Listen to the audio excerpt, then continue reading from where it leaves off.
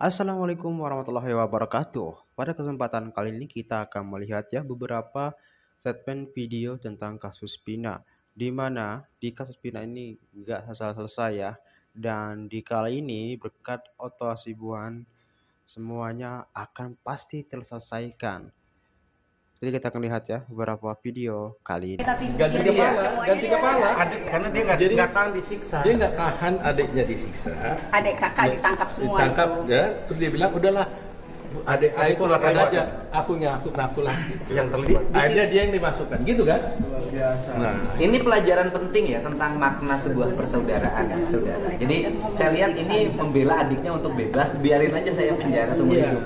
Terus Sudirman juga keluarganya, walaupun Sudirman dianggap punya kekurangan, keluarganya setia sampai hari ini, mendampingi, membela. Ini luar biasa. Mungkin kita tidak dapat kehidupan yang seperti mereka, kesetiaan seperti itu. mulia sekali. Luar biasa. Mulia sekali dia punya hati ini. Bayangin dia rela masuk seumur hidup, asal adiknya jangan masuk. Seumur hidup loh, nggak ada angka yang jelas dia tahun keberapa bisa keluar ya. Luar Biasa biasa. kan? Ya. Tapi percayalah Tuhan akan menolongnya. Kira polisi harus mulai jujur membuka, terutama mengenai barang bukti. HP-nya Vina itu di mana sekarang? Ya, di mana itu HP-nya itu? Dan posisi dengan HP-nya itu kalau dapat, itu kan bisa akan membantu. Ya, jadi sampai sekarang polisi sekarang nggak bisa menunjukkan di mana HP-nya itu. Oke. Jadi baiknya menurut saya polisi mulai menyidik lagi ke belakang nih. HP yang tidak ada, ya kan? Kemudian juga CCTV yang belum dibuka. Nah ini kemana semua? Saya yakin dan percaya itu ada. Oke. Nggak mungkin tidak ada. Saya melihat di dalam berkas-berkas itu, saya indikasikan itu ada loh. Nah pertanyaan sekarang, mau nggak polisi membongkar itu dan mengekspos kepada publik barang itu di mana? Supaya polisi ini jangan dicecar terus sama para masyarakat Indonesia. Oke. Jujurlah, di mana itu HP? Tunjukkan apa isinya. Jangan ditutupi. Kalau ditutup terus, saya melihat ini masyarakat tidak akan puas gitu loh. Jadi saya kira polisi sudah waktunya coba lihat di mana itu. Nggak ngikutin kasusnya Vina Cirebon, tapi kok sekarang jadi plot twist banget kayak gini. Bukannya ini udah lama banget ya, udah sampai ada filmnya juga. Berubah katanya ini murni kecelakaan tunggal. Lah terus indigo-indigo yang muncul-muncul yang bisa menggambarkan kejadian gimana? Itu kan indigo-indigo yang muncul juga yang ternama-ternama ya. Anyways, apapun itu yang jelas tersangka yang ditahan sekarang ini itu semua salah tangkap. Bahkan mereka itu bukan geng motor tapi kayak geng kuli bangunan yang mereka nggak tahu menahu tiba-tiba ketangkep. Ada seorang kakak yang gantiin adiknya supaya nggak ketangkep. Ada orang juga yang mau nikah 2 minggu lagi terus tiba-tiba batal nikah gara-gara kena kasus ini. Dan ada satu lagi yang aku lupa namanya siapa, tuh intinya yang paling hancur sih di sini. Dia udah keterbelakangan mental. Dia di door gini, nempel di punggungnya gini pakai peluru karet yang sekarang menyebabkan dia nggak bisa duduk terlalu lama karena deket tulang punggungnya gitu. Terus dia juga dibakar itunya. Akhirnya ini bisa terbongkar karena saksi kuncinya itu mengaku kalau apa yang dia saksikan tuh semua sudah diskenariokan. Dia didampingi sama pengacara Otto Hasibuan, beneran minta maaf ke para tersangka yang salah tangkap ini. Dan dia bahkan rela langsung menggantikan mereka asalkan mereka bebas dan siap dihukum mati. Yang jelas perlakuan yang diterima oleh para tersangka ketika proses penyidikan untuk mengaku udah di luar kemanusiaan.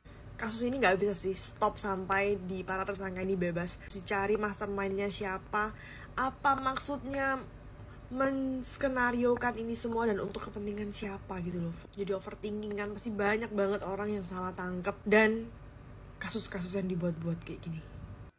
Anda sudah menjadi Kemenkumham. Bagaimana rasanya di dalam? Apakah ada instruksi yang menyesatkan sehingga kasus Vina masih lama diputus, PK-nya narapidana itu? Seharusnya kalau Anda di dalam ngebut, baik Pak. Ini malah ada ini ya. Hampir mirip kasus Vina ini. Guru Supriyani ini Pak. Ini tidak melakukan dan tidak ada hubungannya karena dia beda kelas, tapi jadi tersangka Pak. Ini tugas Anda loh Pak. Turun Pak.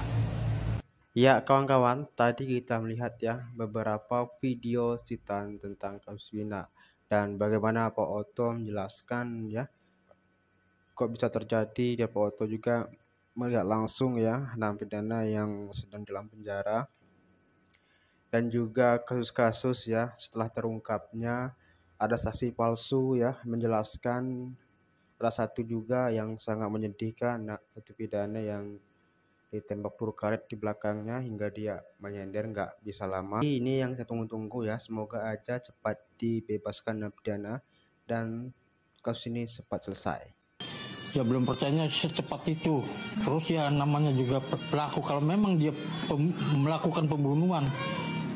Kemarin melakukan pembunuhan, tapi kok pagi harinya, besoknya istilahnya kan kok datang ke tempat itu lagi. Jadi agak kejanggalan tuh. Rata-rata kalau udah melakukan begitu ya udah kabur lah. Kemana-mana udah.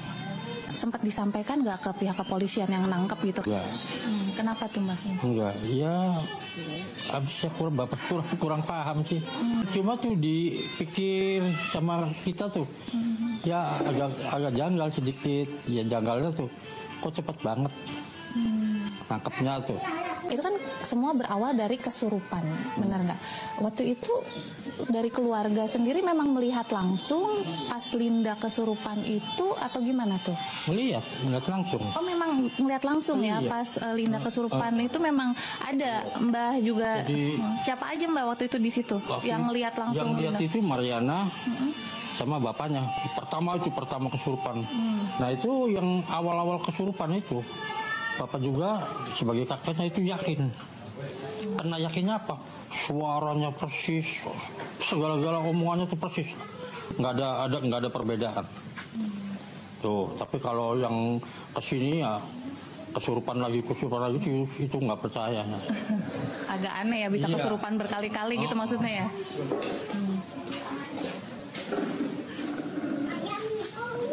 Loh.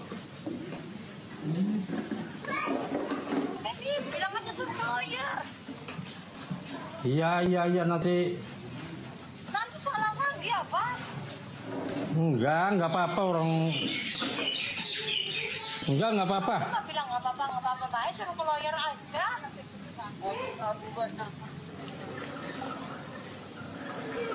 Itu Teh Marliana ya? Iya. Oh.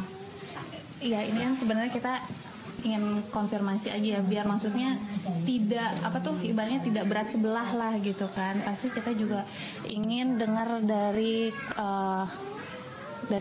posisi korban sendiri kan, dari keluarga korban dengan adanya persidangan ini. Kalau misalnya nih Mbak, ternyata terungkap fakta baru itu bahwa sebenarnya memang kecelakaan tunggal. Nah itu dari pihak keluarga gimana?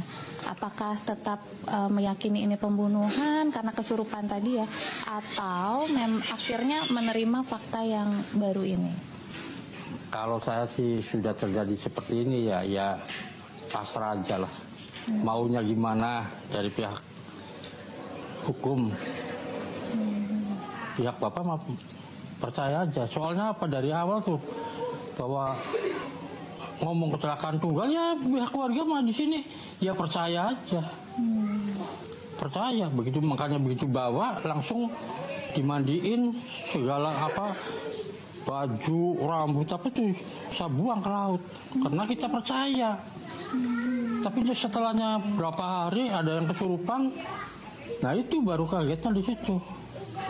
Terus memang dari awal tuh percaya bahwa kecelakaan tunggal, cuma saya curiganya tuh kok badannya tuh rusak. HP masih utuh. Kalau memang kecelakaan tunggal dibawa jemping atau gimana kan setidaknya motor tuh rusak lah, pecah. Itu nggak masih utuh motor. Tuh sedikit kecurigaan di situ. Tapi semakin kesini kan, ya namanya juga hukum ya. Pengacara kan macam-macam. Jadi pihak keluarga sih ya pasrah aja lah. Soalnya apa? Soalnya cucu saya udah meninggal, nggak mungkin akan kembali hidup lagi. Jadi gimana baiknya polisi aja lah, pasrah. Yang nanganin kan pengacara, makanya ada apa? Cuma ini aja, bapak nih yang terima Ade nih, ya inisiatif saya sendiri lah. Itu sebetulnya sih suruh ke lawyer, ke pengacara, karena ada yang tanggung jawab itu. Tapi saya yakinnya saya nggak apa-apa lah, karena saya ngomong apa adanya sih ya. Nggak mau karena gini macam-macam enggak. Apa mah pasrah aja. Karena kan pasti terutama ini dari sisi keluarga korban sebenarnya ingin mencari kebenaran kan sebenarnya. Sebenarnya apa sih yang terjadi di 2016 itu kan? Pertama kejadian, saksi pun nggak ada yang berani muncul. Nah, kenapa sekarang banyak yang muncul? Apa? Uis, belum bisa diladenin ngomong panggil pengacara Pak Reja. Iya, aduh. Uis, Mak. Masalahnya itu, masalahnya takut salah bicara, nantinya ke bawah-bawah atau dipanggil atau gimana. Orang-orang yang memojokkan keluarga sini, dan kan keluarga sini korban. Ya keluarga korban pihak sini cuma Mau cari kebenaran. ya netizen tuh banyak menyalahkan saya, warga sekarang tuh. Padahal kan orang yang ditangkap kan kita nggak tahu, itu urusannya polisi, bukan disuruh sama saya, bukan diperintah sama saya kan bukan. Itu urusan polisi. Kalau saya sih pasrah aja. Gimana baiknya polisi aja. Intinya sih mau cari titik terangnya aja. Cuma kan wajar lah kita sebagai pihak korban ya pengen minta keadilan kan. Betul. Masa ya cucu saya meninggal nggak ada ujung pangkalnya, nggak ada ujung kepastiannya. Ya, itu telah tadi keluarga dari Vina ya, kakeknya ya, yang menyatakan di mana ya, dan juga kakaknya Vina juga tadi telepon nih teman-teman, katanya sudah harus ke Pak Reza gitu ya. Dia ini ya bener lah ya, dia menyatakan sejujurnya ya, sejujurnya gimana kesini berjalan ya, mereka pasrah aja. Ya, yang sebenarnya di sini yang kita harapkan semuanya sudah berlalu, semua sudah selesai. Yang kita harapkan di sini narapidana ini cepat dibebaskan, karena tidak bersalah teman-teman ya. Jadi itu yang kita harapkan. Jadi